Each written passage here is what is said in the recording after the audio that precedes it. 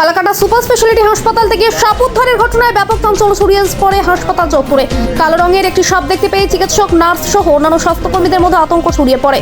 ঘটনার খবর দেওয়া হয় ফালাকাটা সাপ উদ্ধারকারী শঙ্কর সাহা চৌধুরী ও তার টিমকে। দ্রুত তিনি ঘটনাস্থলে পৌঁছে ওই সাপটিকে উদ্ধার করে নিয়ে আসেন।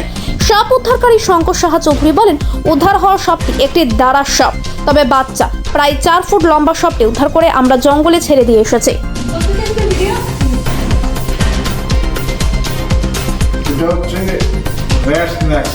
আমাকে ফালাকাটা সুপার স্পেশালিটি হাসপাতাল আমাকে ফোন করে এখানকার জয়দেব সরকার প্লাস জয়েন্ট সুপার পার্থবর্মন আমাকে ফোন করে, আমি খবর পাই এখান থেকে দেখেন একটা সাপ বিকাশে অতীতে।